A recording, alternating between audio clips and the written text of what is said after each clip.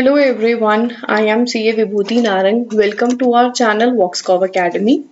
आज की वीडियो में हम डिस्कस करेंगे टीडीएस के वो दो सेक्शंस जिसमें इन केस अगर डिडक्टी कोई डिफॉल्ट करता है तो उसका जो टैक्स है वो at a higher rate levy किया जाएगा. वो दो सेक्शंस हैं, सेक्शन 206AA इन उसके साथ ही 206CC, एक टीडीएस पे और एक टीसीएस पे है. सेकेंड सीरीज है 206AB एंड 206CCA. सबसे पहले ये जो वीडियो है वो दो पार्ट्स में डिवाइडेड है. फर्स्ट जो हम डिस्कस करेंगे वो है 206AA और साथ में 206CC which is non furnishing of PAN by deductee as well as collectee. तो इन केस जो डिडक्टी है, डिडक्टर को अगर वो अपना पैन फर्निश नहीं करता है तो उस केस में हायर टीडीएस रेट्स जो है वो लेवी किए जाते हैं. अब वो टीडीएस रेट्स क्या हैं? वो हैं रेट्स जो स्पेसिफाई किए गए हैं सेक्शन में, या फिर 20% इन case of TDS and 5% in case of TCS.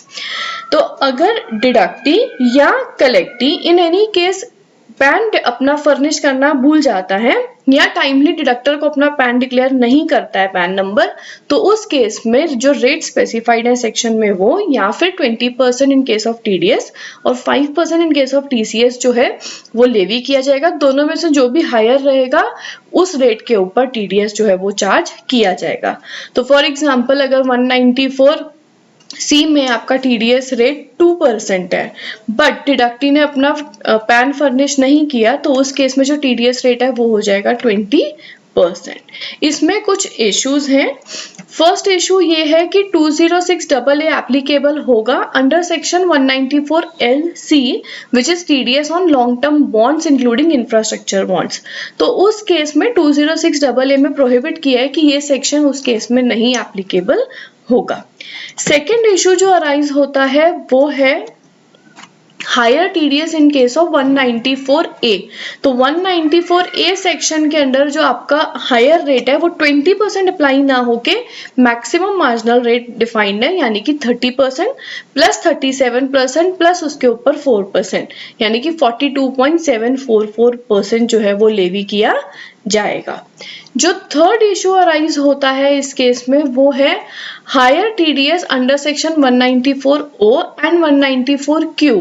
इस केस में जो टीडीएस का मैक्सिमम रेट है वो 5% है, ना कि 20%, क्योंकि उन सेक्शंस में अपने आप में 1% और 0.1% का ही टीडीएस डिफाइंड है. बट इनको स्पेसिफिकली क्योंकि ये गुड्स के ऊपर के सेक्शंस हैं तो इस वजह से हायर रेट को रिस्ट्रिक्ट किया है in case of no PAN to 5% instead of 20%. तो ये था बेसिकली 206AA जो कि सिर्फ हायर टीडीएस डिडक्शन के बारे में बात करता है. अभी फाइनेंस एक्ट या फाइनेंस बिल 2021 से हमारे पास दो नए सेक्शंस आए, 206AB which is non filing of income tax return by deductee और 206CCA which is non filing of income tax return by the collectee. अब इस केस में हुआ क्या कि 1 जुलाई 2021 से ये एप्लीकेबल हुए, बट इस सेक्शन में बोला क्या गया है कि इन केस जो डिडक्टर है वो डिडक्ट करेगा for the specified person. Specified person कौन है वो अभी हम समझेंगे. बट गवर्नमेंट ने टीडीएस डिडक्शन की लायबिलिटी डिडक्टर पर बनाई है कि अगर आपका डिडक्टी स्पेसिफाइड पर्सन की कैटेगरी में आ जाता है तो उस केस में आपको जो नॉर्मल सेक्शन में रेट लगता है वो उसका ट्वाइस करना है, यानी कि उसका 2 गुना, या फिर 5% विच एवर इज हायर. उस बेसिस पे आपको टीडीएस डिडक्ट करना है. अब सबसे बड़ी बात ये होती है स्पेसिफाइड पर्सन कौन होता है. जो एक्ट डिफाइन था वहां पे तो ये बोला गया कि स्पेसिफाइड पर्सन वो है जिसने आईटीआर फाइल नहीं करी for the assessment year relevant to the previous year immediately preceding the financial year in which TDS is to be deducted. इसको मैं आगे वाली स्लाइड में डिटेल में समझाती हूँ.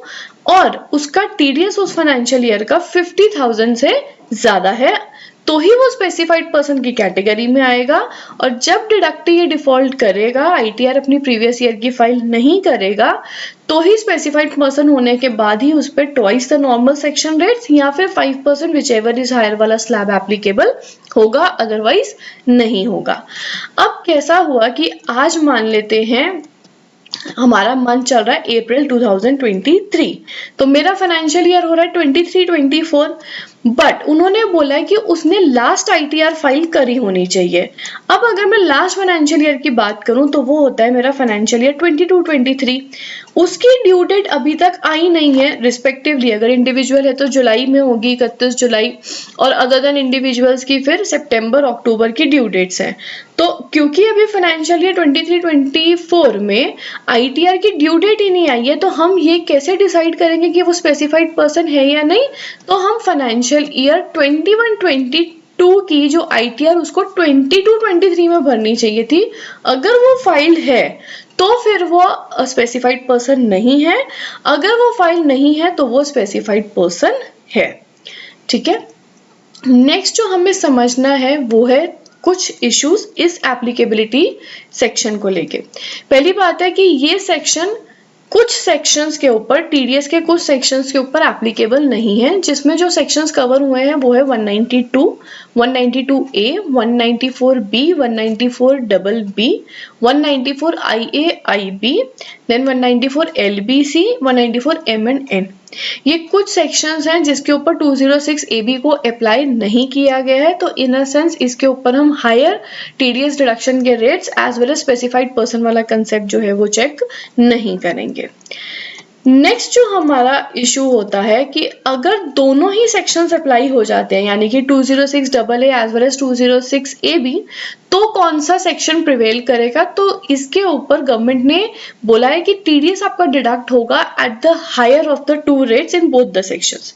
अब समझाने के लिए मैंने 4 केसेस नहीं है। फर्स्ट केस देखो, 194C है, उसने पैन डिक्लेयर किया है, यस, बट उसने इनकम टैक्स रिटर्न फाइल नहीं करी है। अब 194C में मैंने फर्स्ट एग्जांपल लिया है TDS reduction at the rate 1% का।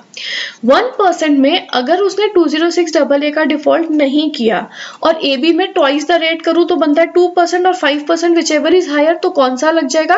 5%। अगर 194C 2% वाला है, उसने पैन डिक्लेयर किया बट 206AB में इनकम टैक्स रिटर्न नहीं भरी है, तो उस केस में भी 2% का अगर मैं डबल करती हूँ तो 4% होता है, बट हायर कौन सा होगा? 5%, तो 5% अप्लाई हो जाएगा।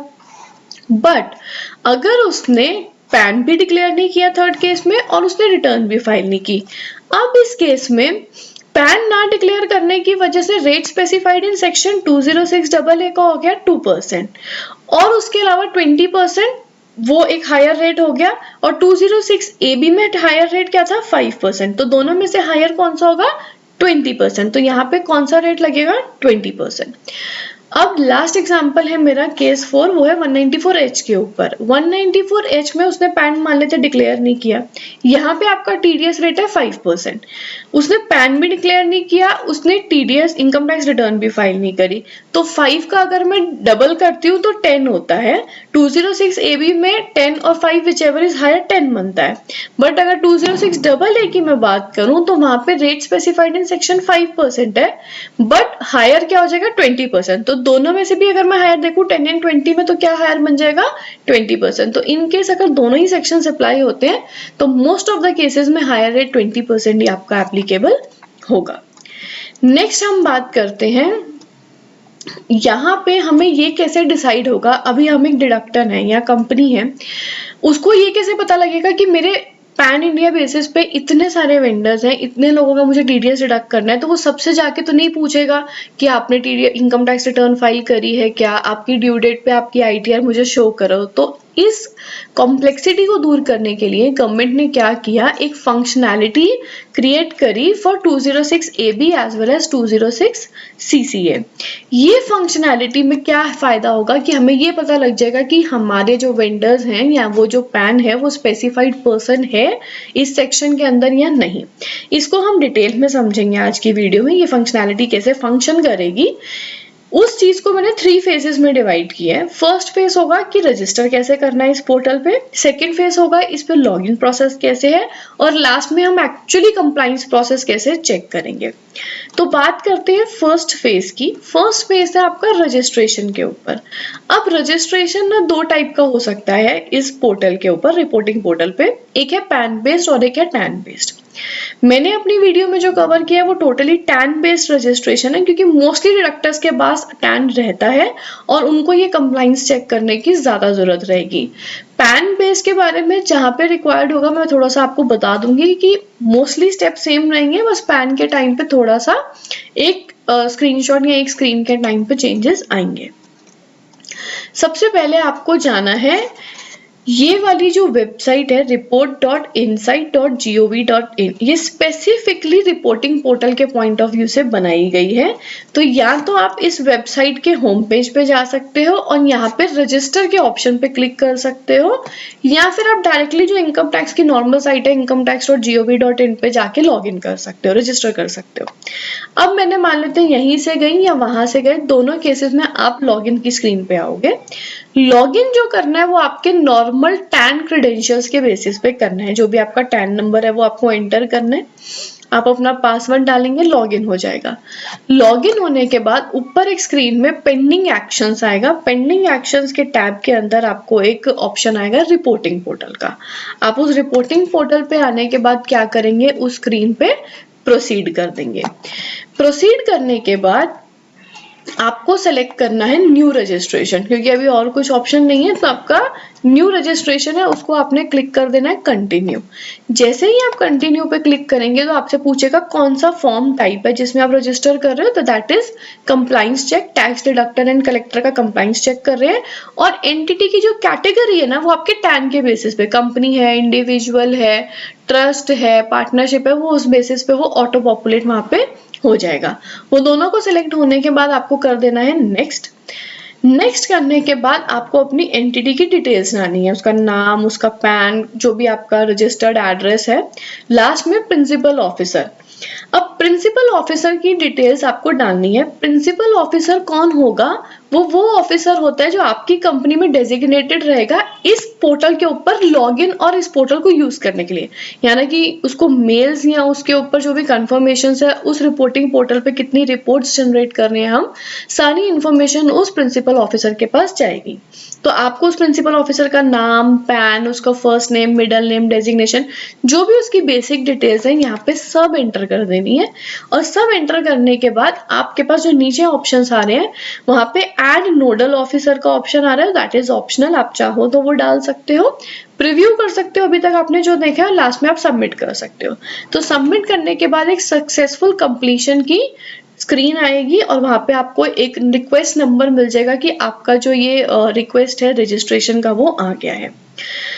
अब जब आपका ये रिक्वेस्ट आएगा तो एक ITDREIN जनरेट होगा। अब ये क्या होता है, ये है income tax department reporting entity identification number. जैसे आपका पैन होता है पर्सनल आइडेंटिफिकेशन नंबर, टैन होता है टैक्स डिडक्शन अकाउंट नंबर, उसी तरीके से इस पोर्टल के ऊपर आपको वहां पे कंप्लाइंस चेक करने के लिए 16 कैरेक्टर का इनकम टैक्स डिपार्टमेंट की तरफ से नंबर जनरेट होके मिलेगा जब ये रजिस्ट्रेशन प्रोसेस आपका कंप्लीट हो जाएगा। लास्ट में जब आपको अप्रूवल मिलेगा, on approval of registration request by the department, email notification आएगी प्रिंसिपल ऑफिसर के पास, उसमें आपका ITDREIN नंबर आएगा एज वेल एज जो फर्स्ट टाइम लॉगिन डिटेल्स आती हैं जैसे GST में आती हैं, तो वो लॉगिन डिटेल्स उसके पास मेल आएगी। अब ये प्रोसेस हो गया आपका रजिस्ट्रेशन का। सेकेंड फेज है लॉगिन कैसे करना है। लॉगिन करने के लिए अब फर्स्ट टाइम उसके पास डिटेल्स आई हैं, प्रिंसिपल ऑफिसर क्या कर सकता है, वन टाइम लॉगिन डिटेल्स डाल के पासवर्ड चेंज कर सकता है और पासवर्ड चेंज होने के बाद वो यूजर आईडी एंड कॉम्बिनेशन जो है उसका फाइनल हो जाएगा, पैन नंबर एंड पासवर्ड, और उसके ऊपर वो कर सकता है। आपने वहां रजिस्ट्रेशन किया, लॉगिन करते टाइम फर्स्ट टाइम लॉगिन किया, पासवर्ड चेंज किया, उसके बाद आपको जाना है फॉर्म टाइप सेलेक्ट करना है। फॉर्म टाइप आपका जो रहेगा again compliance check, tax deductor and collector रहेगा। ITDREIN जनरली एक ही होता है, बट अगर आपका मल्टीपल रजिस्ट्रेशन है या कुछ और है तो आपके मल्टीपल हो सकते हैं। इस केस में आपका जो भी एक्चुअल ITDREIN उसको सिलेक्ट करके आपको कर देना है प्रोसीड। प्रोसीड करने के बाद ऑथराइज पर्सन टाइप आएगा, वहां पे आपको सिलेक्ट करना है प्रिंसिपल ऑफिसर, अगेन प्रोसीड।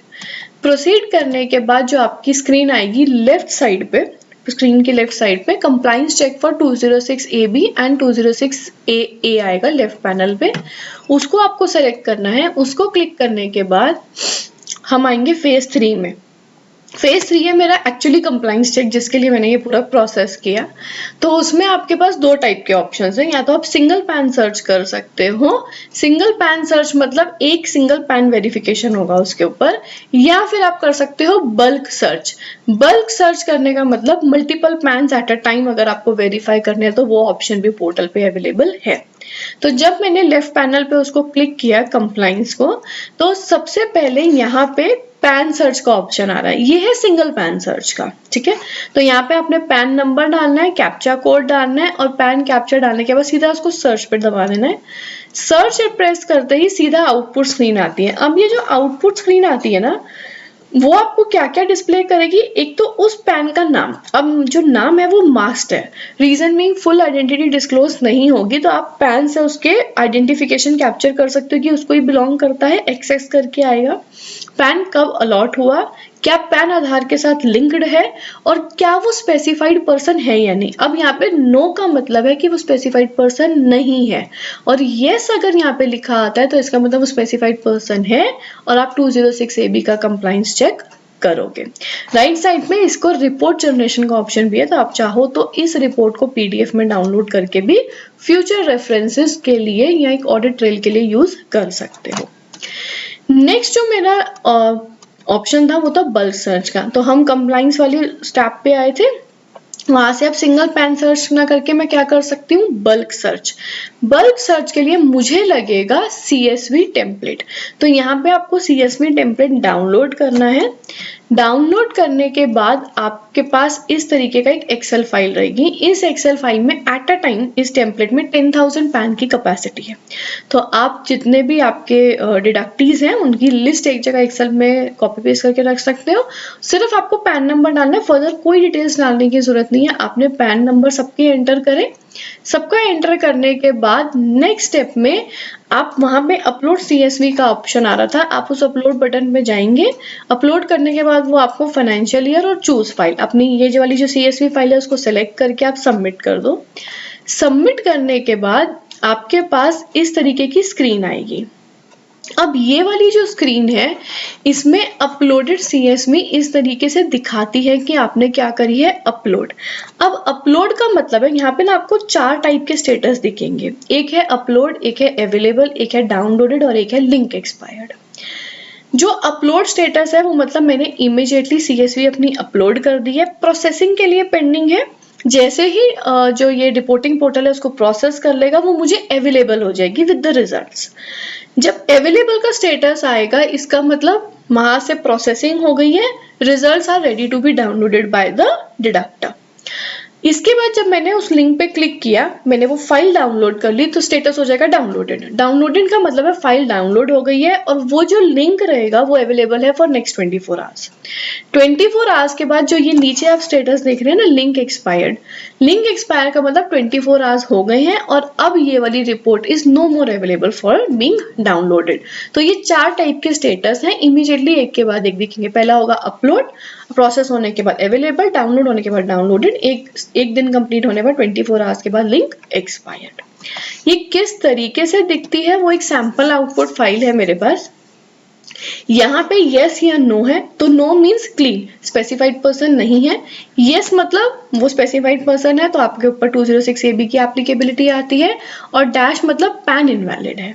तो अकॉर्डिंग टू द रिक्वायरमेंट आप उसका TDS डिडक्शन इस हिसाब से करेंगे। तो आज की वीडियो में इतना ही। आप फ्यूचर अपडेट्स के लिए मेरी वेबसाइट www.voxcov.com पर भी जा सकते हैं। फेसबुक, ट्विटर, लिंक्डइन पे मुझे फॉलो कर सकते हैं, मेरे चैनल को सब्सक्राइब कर सकते हैं for latest updates and notifications. मेरी प्रैक्टिकल ट्रेनिंग क्लासेस मेरी वेबसाइट पर अवेलेबल हैं। In case of any inquiry आप मेरे नंबर पे मुझे कॉल या व्हाट्सएप कर सकते हैं। Thank you very much.